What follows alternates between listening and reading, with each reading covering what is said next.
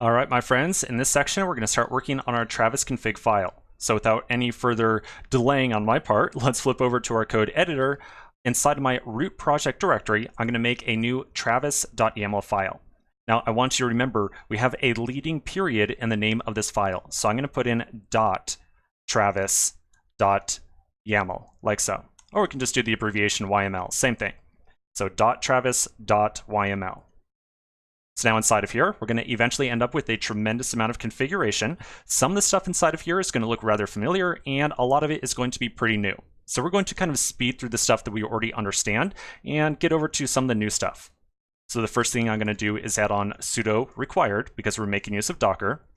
I'm then going to say that we require the Docker service to be pre-installed as soon as we try to run our build, because we definitely need Travis to build our images and even run that test container. After that, we're then going to add on a before install flag.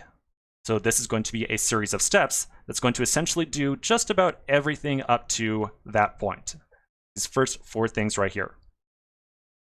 Now the first thing that we're going to do is attempt to download and install the Google Cloud SDK.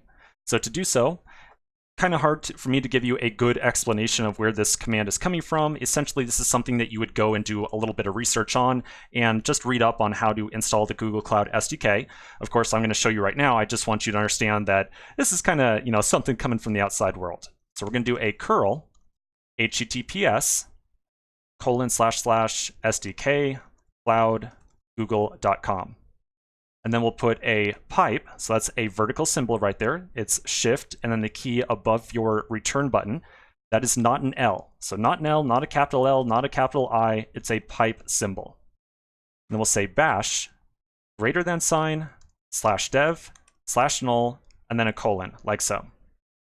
All right, so this command right here is going to download the Google Cloud SDK, and then everything on the other side of the little pipe right here is going to install it locally on our little instance that is assigned to us by Travis CI. After installing it, we're then going to run one other kind of strange command. I'm going to say source $home Google Cloud SDK, and then path.bash.inc.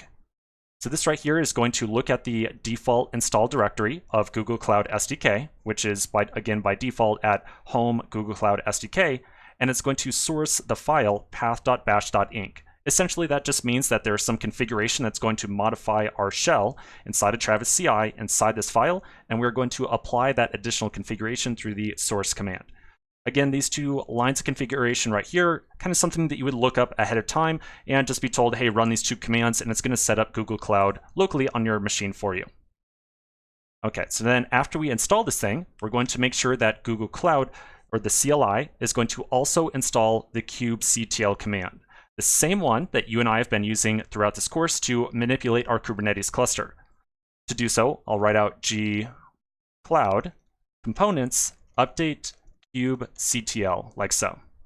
So that's going to install and update kubectl inside of our Travis environment. And again, we're going to eventually use this kubectl to apply all those different configuration files and some of the other imperative commands we have to run to set our images on each deployment.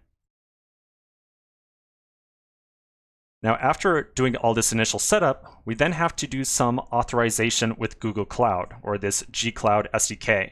We have to tell it, hey, this is who we are, and here's our password or whatever it might be, everything that it needs to actually log in and get access to our account. Now, the command for this is going to be a little bit more involved. We're going to write out the command, and then we'll talk about exactly what it's doing. So I'm going to say gcloud auth activate service account -- key file, and then service account.json, like so. All right, so you might remember back when we were working with AWS and Elastic Beanstalk, we had created that IAM user, and we had assigned it some number of permissions that essentially allowed that kind of user that we made use of inside of Travis CI to actually access our copy of Elastic Beanstalk and do a deployment at some point.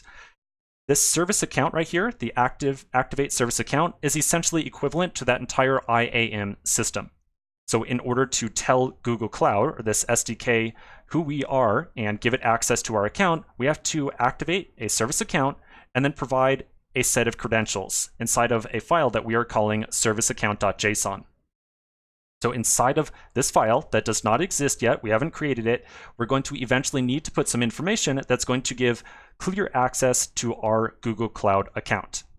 Now, as you might guess, these credentials that are going to be placed inside that file are extremely sensitive, and in no way, shape, or form would we ever want to allow anyone to get access to those credentials. So let's take a quick pause right now. When we come back to the next section, we're going to generate this set of credentials that are going to allow access to be given to our account, and then we're going to make sure that we somehow securely add them into Travis. So quick pause, and I'll see you in just a minute.